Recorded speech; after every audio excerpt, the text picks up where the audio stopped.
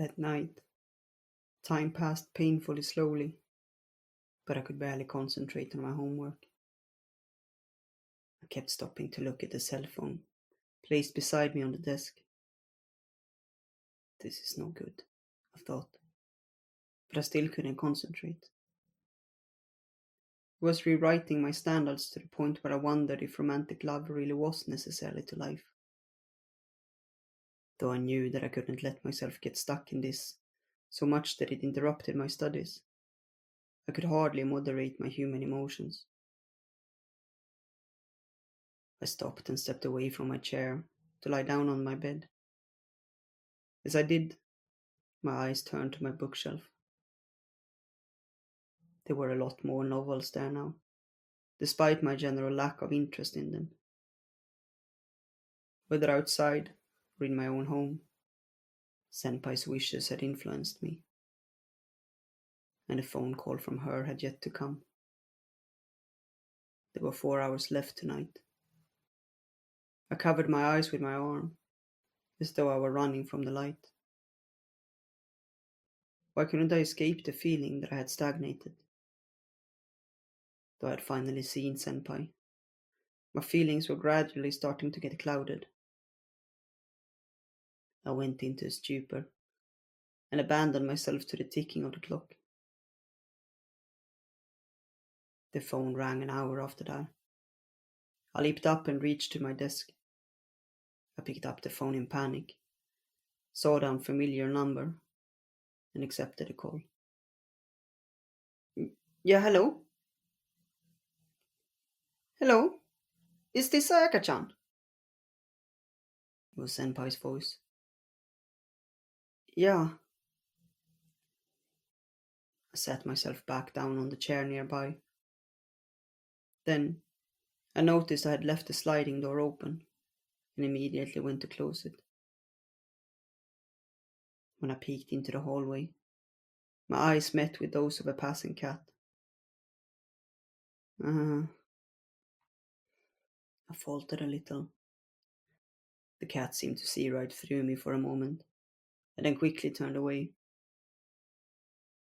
As it left, I whispered to it, "Please keep this a secret," and closed the door. Huh? Sayaka-chan? Right, sorry, yeah, it's me. So I got the number right, I'm glad. Me too. Now I wouldn't have to take a day off or choir again. Working my way out of my flustered state, I sat back down at my seat. Is now a good time? Yeah, I just finished my homework, so now it's perfect. I glanced at the nearly blank notebook I had left open on the desk. I was getting a bit used to lying. When I realized that I had started to lie in order to get someone to like me, I felt something a bit like guilt. But who did I feel guilty towards? I wonder. This is the first time I've talked to you on the phone, isn't it, Sayaka-chan? No, we talked before too. Oh, right. I mean our cell phone. Yeah, for that it is. I feel like you sound a little young over the phone. Young? I guess young is the wrong way to put it. Before I could say anything, Senpai corrected herself. Childish. Or is that worse? I think young is fine. I didn't actually think that either of those two words Senpai offered were very flattering, but no better alternatives came to mind. For the most part, I was always hearing my own voice, so I didn't feel like it had an age.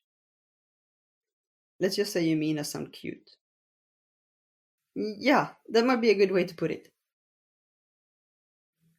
Through the phone, Senpai's laughter seemed a little high-pitched than usual. Maybe that was why I sounded young to her.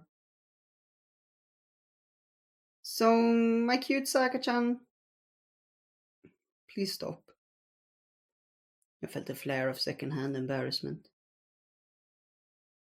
So, yeah. I was wondering what we should talk about. Senpai laughed awkwardly, a series of short sounds that seemed to stumble over each other. This was a problem we'd been having since the year began. We had yet to find a solution. Maybe that was why we hadn't made much of an effort to meet all this time. Something to talk about. I put my hand on my knee and thought for a while. All that came to mind was school. Senpai, have you decided on a club to join? A club? I'm not part of one right now. I've heard the stuff we have to study in high school is hard, so I wasn't really sure if I'd have time. I see. It seemed that she didn't intend to join the choir club in high school. In that case, I probably wouldn't be singing next year either, since my standards were dictated by Senpai. I occasionally felt like I was full of incongruities. After all, I hadn't even been living as this version of myself for a full year yet. I wondered if I should really be placing more importance on this than my own self-worth. What about you, Sayaka-chan? Is it hard being you, Miss President? It's mostly just a lot of small tasks, but it still adds up to an awful lot to do. Plus, I have to be the one to contact everyone about things. You have to find a lot of new members, too. Huh. All I could do was laugh lightly at the impossible problem. Then, as though the wind had swept away the moment, we went silent. My index finger meaninglessly drew circles. There ought to be plenty of things for us to talk about, though. I wondered why we couldn't have a good back and forth. I don't think I can see you much, but I'll call you. Okay. Oh, and I'll call you too. Okay. Silence visited us again. I could hear Senpai's breathing over the phone ever so slightly as I searched for words. As I failed to find any. I could tell she was pulling away from me. Well then... Yeah, good night. Yeah, night. Once we finished our goodbyes, the line went dead. Senpai was the one who hung up. I saved the phone number she had called from. I didn't know what to put as her name, so I decided to make it Senpai. My neck hurt, as if it had been tensed up all this time. With my phone still in my hand, I slipped from my chair over to my bed. I fell over and took a large breath in, feeling like I could simply sink into the bed and disappear. Maybe I'd hoped for too much. Instead of reaching my high expectations, I ended up with just watching myself fall to the ground with a splat. I couldn't even motivate myself to move the hair that was on my cheek as I looked at the calendar on my phone. Skimming through my plans for the next month, my eyes paused on the next long break. I wondered if she would meet me on the 3-day weekend in May.